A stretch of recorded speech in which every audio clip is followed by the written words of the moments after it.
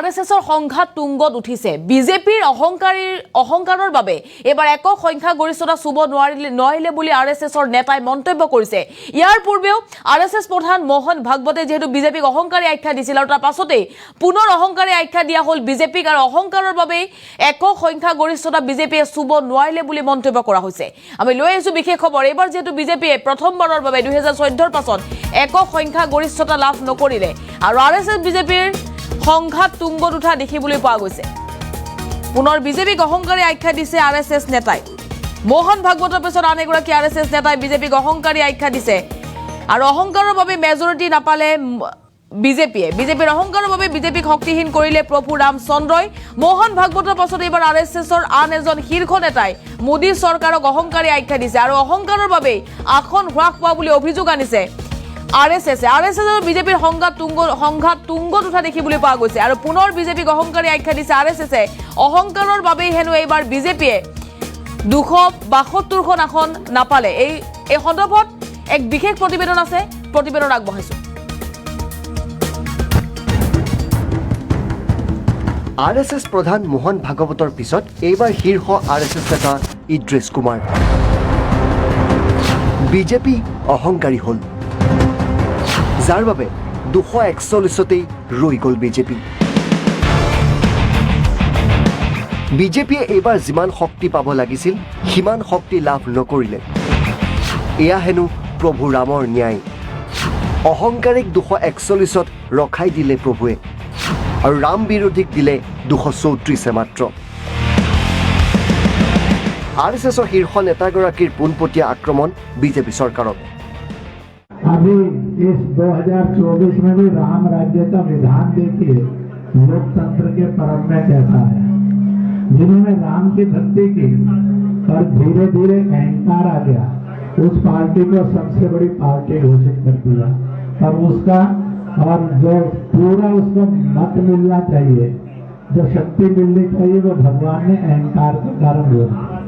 जिन्होंने राम का विरोध किया उनमें से किसी को भी शक्ति नहीं दी, सब मिलकर भी नंबर 1 इन्होंने नंबर 2 पर खड़े कर दिए। इसलिए प्रभु का न्याय बड़ा विचित्र नहीं है, बड़ा सत्य है, बड़ा आनंददायक है।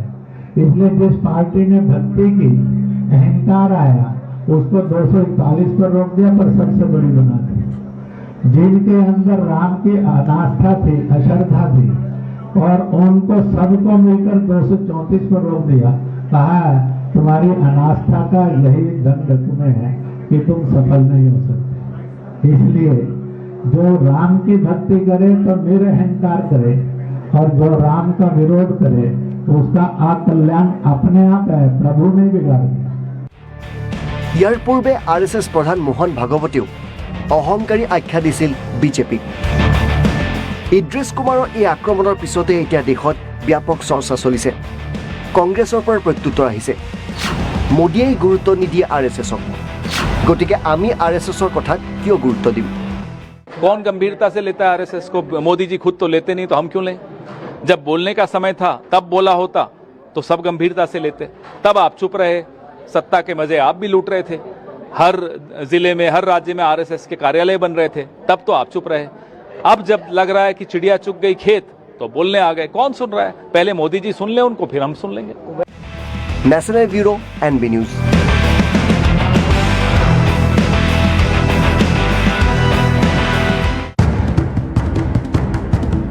আৰএছএছ প্ৰধান মোহন ভাগৱতৰ পিছত এইবাৰ শীৰ্ষ আৰএছএছ নেতা ইদ্ৰিছ কুমাৰ। বিজেপি অহংকাৰী হ'ল, যাৰ বাবে 241তেই ৰৈ গ'ল বিজেপিয়ে এইবাৰ যিমান শক্তি পাব লাগিছিল সিমান শক্তি লাভ নকৰিলে।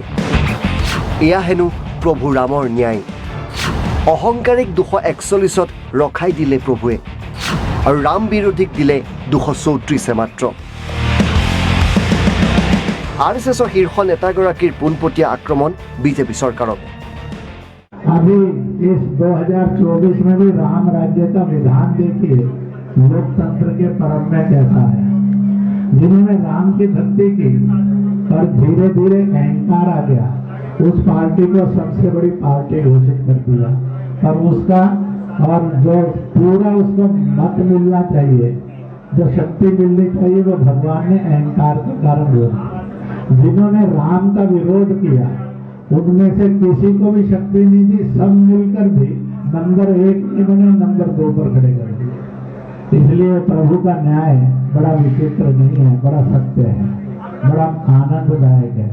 इसलिए जिस पार्टी ने भक्ति की, अहंकार आया, उसको 241 पर रोक दिया, पर सबसे बड़ी बना दी। जिनके अंदर राम की अनास्था थी, अश्रद्धा थी, और उनको सबको मिलकर 234 पर रोक दिया।